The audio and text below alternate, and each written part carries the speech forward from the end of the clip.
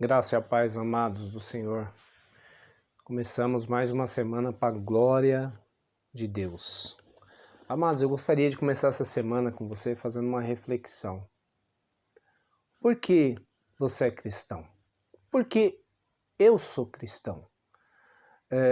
Se você for parar para pensar em questão da religião, o cristianismo, ele não é tão antigo, tá, amados? Tem religiões muito mais antigas, tá?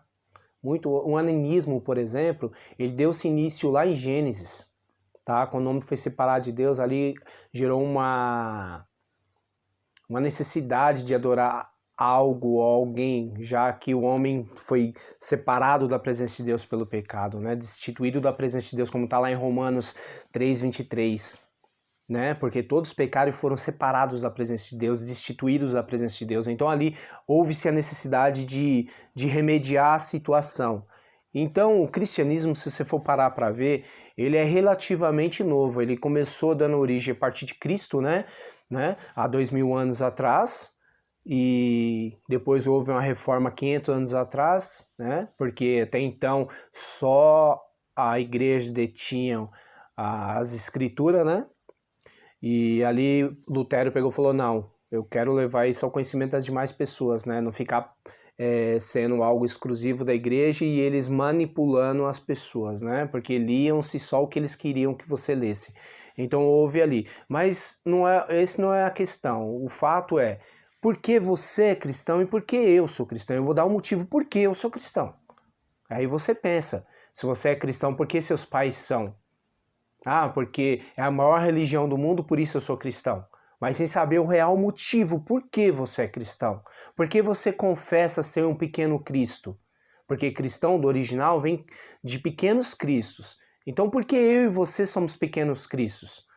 Eu vou dar o motivo por que eu sou, tá bom? Leiam comigo lá em Isaías 53, a partir do verso 4, comigo, tá bom? Isaías 53, a partir do verso 4, diz o seguinte: verdadeiramente ele tomou sobre si as nossas enfermidades e as nossas dores levou sobre si.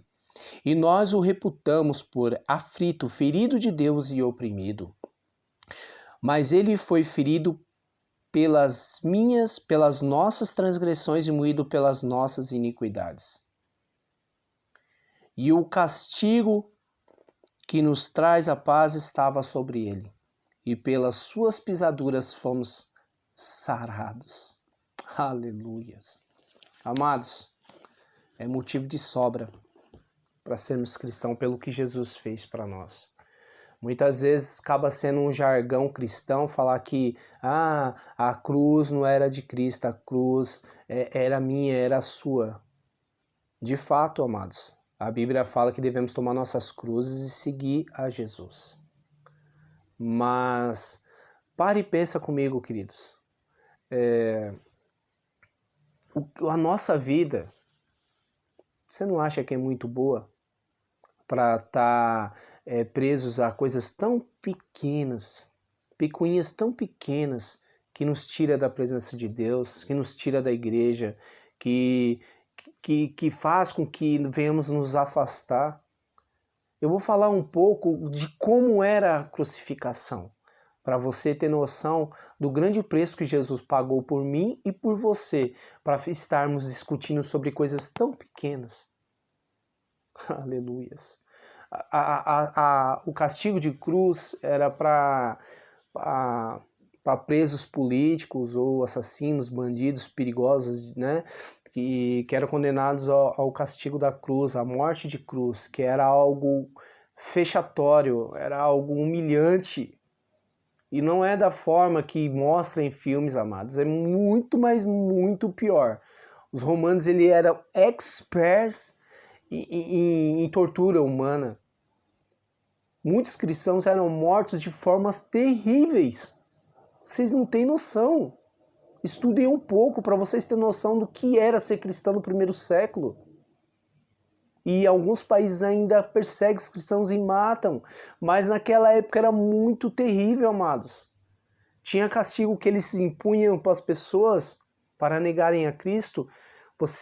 Eles tinham uma madeira bem acunhada em forma de triângulo, assim, bem amolada. Eles penduravam você amarravam você pelos pulsos e colocavam você nu nessa madeira até partir o seu corpo no meio. Quando não, eles encerravam vocês vivos na frente de todo mundo para ser espetáculo. Uma das 7 maravilhas do mundo moderno é o Coliseu, Itália, Roma. E sabe o que eles faziam lá para se divertir, amados?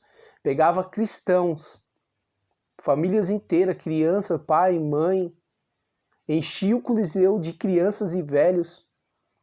Pegava aqueles cristãos e jogava nas arenas. Eu não sei o quanto isso mexe com você, mas comigo mexe muito. E ali eles abriam aquelas portas, soltavam aqueles leões famintos e se divertiam em ver os leões rasgando as pessoas no meio, crianças, velhos, mulheres. Essa era a diversão. É uma das 7 maravilhas do mundo. Eu acho que é um dos 7 terrores do mundo, amados. Hoje está lá como uma das 7 maravilhas do mundo, mas ali foi terror para muitas pessoas. Muitos cristãos morreram dessa forma.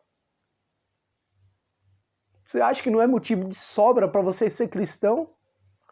Mas voltando a falar a pessoa central da Bíblia, que é Jesus Cristo. As cruzes, então, as pessoas eram agendadas para aquele show de horror, ser crucificado em público, nus, não tem aquele paninho que você via lá. E o que acontece? Você era julgado durante a semana, condenado, você ficava preso enquanto eles tiravam as suas medidas e iam lá confeccionar a sua cruz. Eles confeccionavam a sua cruz, encomendavam a sua cruz. Olha que chique, você tinha a sua cruz encomendada sobre medida. Só que quando Jesus foi diante de Pilatos e recebeu a sentença que ele seria crucificado, ele foi levado, né, diante do povo e o pessoal começou a gritar. Pilatos pega, Pôncio Pilatos traz Barrabás porque ele não queria, porque por uma revelação da esposa dele, Cristo não deveria ser crucificado. Então ele traz, naquele ato simbólico, e lava as mãos e pede para eles, trouxe Barrabás, que era um gigante da época, tá? Um homem anormal muito grande. Aquela cruz era para Barrabás. Ela foi confeccionada para Barrabás, não foi para Cristo. Então quando eles vêm e ele coloca aquele homem gigante perto do nosso Cristo, já todo moído, todo fragelado pelos castigos, vai muito além, amados. O filme não mostra, mas Jesus foi castigado a noite toda, ele não dormiu, ele foi a noite toda castigado. Então quando ele colocou Jesus e colocou aquele gigante do lado e perguntou, na Páscoa há um perdão, e colocou o que tinha de pior ali, que era Barrabás, as pessoas começaram a gritar, solte Barrabás, crucifique-o, crucifique-o. Houve-se um problema ali. Aquela cruz literalmente não era para Cristo, era para Barrabás. As medidas que tinham ali era para Barrabás. E quando foram colocar o nosso Cristo, que pregaram a sua mão num dos buracos já ali pré-feito, que eles atravessaram o cravo e prenderam, na hora que foram esticar o braço de Jesus na outra extremidade, não dava, o braço de Jesus era curto. Então o que eles fizeram, amados? Eles enrolaram uma corda e puxaram até deslocar o nosso Cristo. E a mão se estender até aquele buraco. E eles cravaram o nosso Cristo ali. E na crucificação, amados, não é como os filmes mostram, com aquela taubinha pra você pisar em cima e você ficar respirando a hora que você quisesse. Não, amados, não é dessa forma. Não é dessa forma, amados. É muito pior. Eram colocados a cruz, pregados aqui, as pernas ficavam paralelamente à cruz e eram pregados nos calcanhares, era atravessado cravos nos calcanhares, de modo que naquela cavidade do seu calcanhar, pregava-se ali, repuxava todo o seu nervo ciático, você automaticamente ficava assim, curvado, com aqueles cravos ali, ó, te prendendo. Olha o que Jesus passou por mim e por você, amados. Para qualquer coisinha hoje te tirar da presença de Deus, não querer ir mais para a igreja, achando que você passa por perseguições, que a sua vida é difícil, que você passa por atribulações. Amados, vivemos num país que ainda é livre. ainda é livre, amados. O culto ao nosso Senhor, ao nosso Deus, não somos perseguidos como muitos países ainda são. Hoje em dia, em pleno século XXI, as pessoas são mortas. E você acha, e eu acho às vezes que, minha cruz tá pesada, gente, vamos parar com essas coisas pequenininhas que nos separam, que são distrações de Satanás para nos tirar o foco. Se isso não é motivo suficiente para você, para mim é. Para mim é. O que meu Cristo passou por mim, meu Cristo foi moído. Aquele castigo de 40 chibatadas menos uma era castigo de morte. Se o centurião não chega para intervir ali, Jesus tinha morrido ali. Só não morreria ali porque existia o próprio profeta Isaías, que é conhecido como profeta maior, não é por devido a maiores números de profecias, não. Ele é conhecido como profeta maior porque ele é o que trouxe mais revelações acerca de Cristo.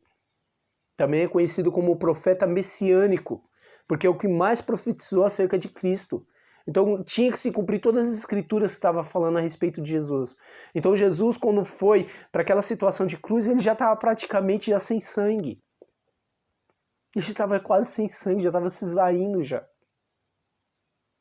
Aí vocês vê, o sabate, que é tão sagrado para os judeus, impediria de deixar ele morrer naquela situação, virar para o sábado. Então o que eles faziam? Como tinha duas pessoas ali crucificadas do lado de Cristo, o que eles vieram com a marreta e quebraram-se as pernas para eles morrerem. Só que quando chegaram perto de Cristo, que eles iam fazer o mesmo, e a Bíblia também fala que nenhum dos ossos seriam quebrados do corpo de Cristo, então eles atravessaram uma lança, e ali saiu só água, porque o seu sangue já tinha se esvaído, ali ele já tinha entrado em óbito. E antes de ele entrar em óbito, para nós conhecemos aquela frase, está consumado. Isso está falando na língua portuguesa, meus queridos, mas no original ele gritou, Deus telestai, Deus telestai, que traduzido quer dizer, está pago, o preço da morte, do inferno está pago, o nome deles que estavam escritos lá no inferno, eu fui lá e resgatei, está pago, o preço de sangue, o preço de sangue está pago. Era comum quando você fosse visitar alguém que estava preso naquela época, encontrava também essa frase na célula, quando não encontrava mais o preso, falar, Teu telestai, está pago. Então foi isso que Jesus gritou, está pago. Para nós está consumado. Então foi pago o preço, meus queridos. Mas foi um preço muito forte. O mundo todo, toda a opressão do pecado estava sobre Cristo. Por isso que ele diz nas palavras dele antes de morrer, Deus meu, por que me desamparaste? Mas não é, porque o nosso Deus não pode compactuar com o pecado, e naquele momento Jesus trouxe todo o pecado sobre si. Se isso não é motivo suficiente para você ser cristão, amados, você está pelo motivo errado.